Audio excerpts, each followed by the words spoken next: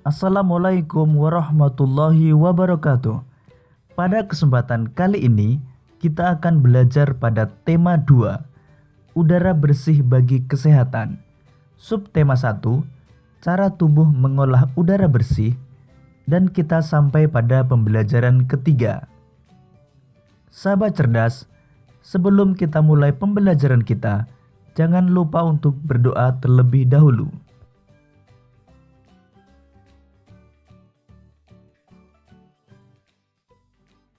Semua makhluk hidup memerlukan oksigen untuk bernapas. Oksigen tersedia melimpah jika lingkungan kita bersih dan banyak tumbuhan hijau. Menciptakan lingkungan bersih dan banyak tumbuhan hijau menjadi tanggung jawab kita. Sahabat cerdas, agar kita mengetahui betapa pentingnya tumbuhan hijau bagi kehidupan kita, mari kita baca bacaan yang berjudul Hari Menanam Pohon.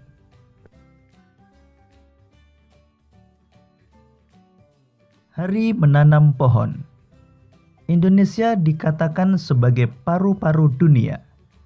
Sebutan itu disematkan karena di Indonesia terdapat hutan yang sangat luas. Daun-daun di hutan mengeluarkan oksigen berlimpah. Oksigen merupakan unsur penting bagi kehidupan. Namun sayangnya, hutan kita semakin berkurang akibat kebakaran atau penebangan pohon di hutan secara liar. Oleh karena itu, pemerintah bersama rakyat berusaha mengurangi kerusakan hutan. Salah satu upaya yang dilakukan yaitu menanam kembali pohon di lingkungan.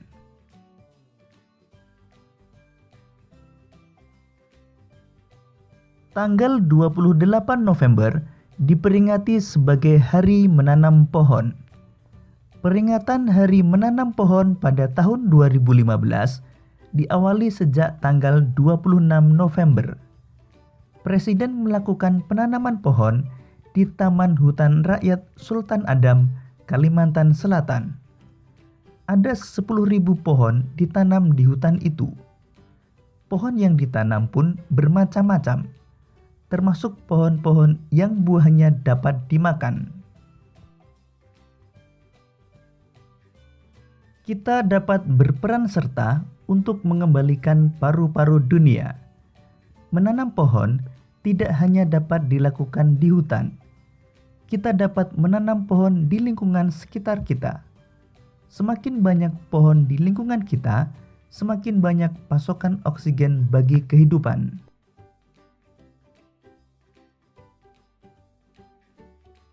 Berdasarkan bacaan Hari Menanam Pohon, kita dapat melengkapi peta pikiran berikut ini. Hari Menanam Pohon. Hari Menanam Pohon diperingati setiap tanggal 28 November. Kegiatan menanam pohon dilakukan di Taman Hutan Rakyat Sultan Adam, Kalimantan Selatan. Pohon yang ditanam bermacam-macam, termasuk pohon yang menghasilkan buah. Kita harus menanam pohon agar kelestarian lingkungan terjaga dan ketersediaan oksigen berlimpah. Yang melakukan kegiatan menanam pohon adalah pemerintah bersama seluruh masyarakat.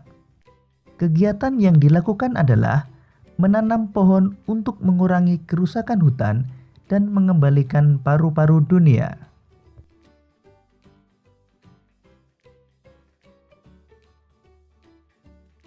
Menjaga lingkungan sekitar dengan cara menanam pohon merupakan salah satu tanggung jawab kita sebagai warga masyarakat.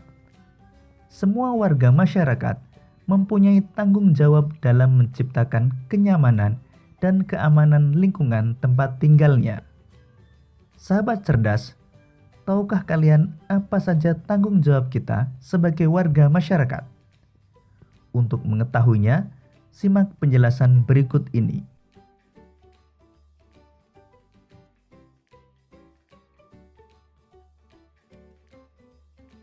Tanggung jawab sebagai warga masyarakat.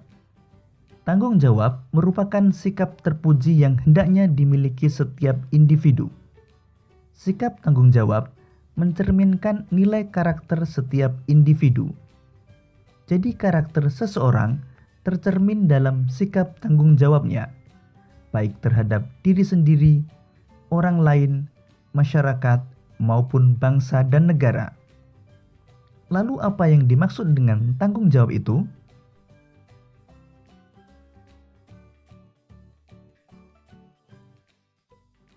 Tanggung jawab adalah sikap dan perilaku seseorang untuk melaksanakan tugas dan kewajibannya yang seharusnya dia lakukan baik terhadap diri sendiri, keluarga, masyarakat, lingkungan, negara, maupun Tuhan Yang Maha Esa. Menurut Kamus Umum Bahasa Indonesia, tanggung jawab adalah keadaan wajib menanggung segala sesuatunya. Setiap individu mempunyai tanggung jawab karena tanggung jawab bersifat kodrati, yaitu menjadi bagian dari kehidupan manusia.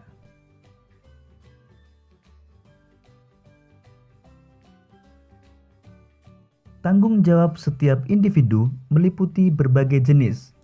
Yang pertama, tanggung jawab terhadap diri sendiri. Kedua, tanggung jawab terhadap keluarga. Ketiga, tanggung jawab terhadap masyarakat. Keempat, tanggung jawab terhadap bangsa dan negara. Dan kelima, tanggung jawab terhadap Tuhan. Pengertian masyarakat. Menurut Kamus Besar Bahasa Indonesia, masyarakat adalah sejumlah manusia dalam arti seluas-luasnya dan terikat oleh suatu kebudayaan yang mereka anggap sama. Jadi, dalam sebuah masyarakat terdapat aturan-aturan yang harus dipatuhi oleh setiap warga masyarakat. Pelaksanaan kewajiban mematuhi aturan-aturan dalam masyarakat ini menjadi tanggung jawab setiap warga masyarakat.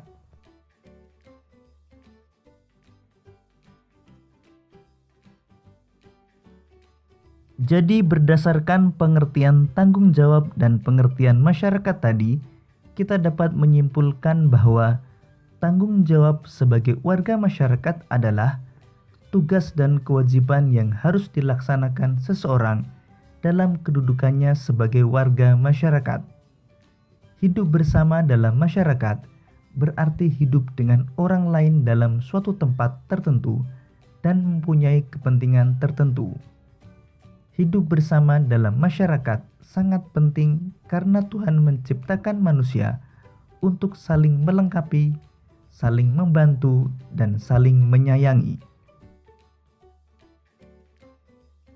Setiap orang tidak bisa hidup tanpa orang lain. Sejak dalam kandungan sampai mati, setiap orang membutuhkan pertolongan orang lain. Kamu akan bahagia jika kamu bisa menjalin hubungan baik dengan orang lain dalam lingkungan masyarakat. Untuk menjaga hubungan baik dalam kehidupan masyarakat, setiap anggota masyarakat hendaknya sadar akan tanggung jawabnya sebagai warga masyarakat.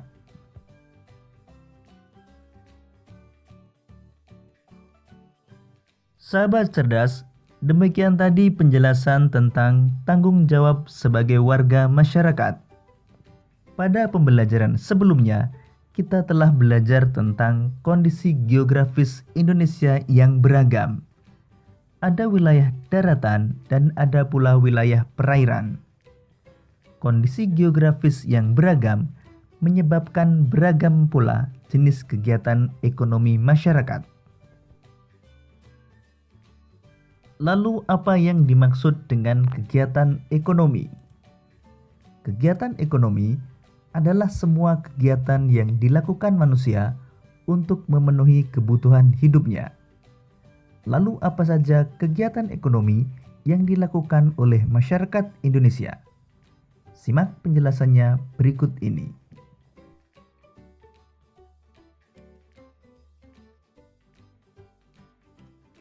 Jenis-jenis usaha ekonomi masyarakat Indonesia. Pertama, usaha agraris. Usaha agraris meliputi kegiatan pertanian dan perkebunan. Sektor usaha agraris terdapat di daerah pedesaan dan pegunungan. Hasil pertanian dan perkebunan antara lain padi, jagung, ubi, kedelai, sagu, umbi-umbian, sayuran, dan buah-buahan. 2. Usaha peternakan. Peternakan adalah kegiatan usaha budidaya hewan yang diambil hasilnya. Hasil peternakan terdiri atas daging, telur, susu, kulit, dan bulu. Jenis peternakan dapat dibedakan sebagai berikut. Pertama, peternakan hewan kecil, misalnya kelinci, kambing, dan domba. Kedua, peternakan hewan besar, misalnya sapi, kerbau, dan kuda. Ketiga, peternakan unggas, misalnya ayam, itik, burung, dan puyuh.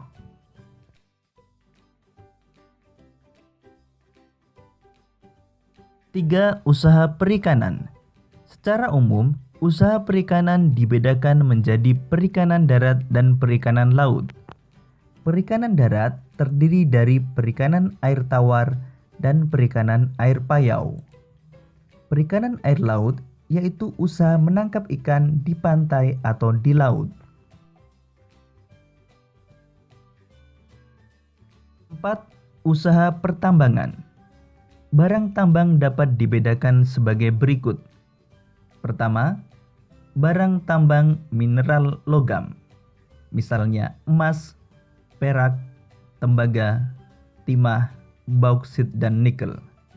Kedua, barang tambang mineral non-logam, misalnya belerang, gipsum, marmer, dan batu gamping. Ketiga, barang tambang sumber energi, misalnya minyak bumi, batu bara, dan gas alam. Perusahaan di Indonesia yang bergerak di bidang pertambangan antara lain PT Pertamina, PT Aneka Tambang, PT Freeport Indonesia, dan PT Chevron Pacific Indonesia. 5. Usaha kehutanan. Hasil hutan Indonesia antara lain kayu jati, meranti, ulin damar, dan rotan. 6. Usaha perdagangan. Perdagangan adalah kegiatan membeli barang dagang dan menjualnya kembali kepada konsumen. Melalui kegiatan perdagangan, pedagang akan memperoleh keuntungan dari selisih harga jual dan harga beli. Kegiatan perdagangan tidak hanya mencakup satu daerah atau satu negara. Akan tetapi, kegiatan perdagangan dapat dilakukan antar negara, yaitu dengan kegiatan ekspor dan impor. Ekspor adalah usaha menjual barang dari dalam negeri ke pasar luar negeri. Sedangkan impor adalah usaha memasukkan barang dari negara lain ke pasar dalam negeri.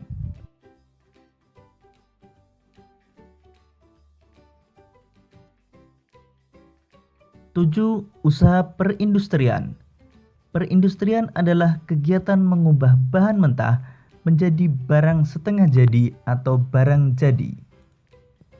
Usaha industri dapat dilakukan secara perorangan atau kelompok. Usaha industri dapat dikelompokkan menjadi industri rumah tangga atau home industry, industri sedang, dan industri besar. Contoh industri di Indonesia adalah industri makanan dan minuman, kosmetik, obat-obatan, garmen, serta elektronik.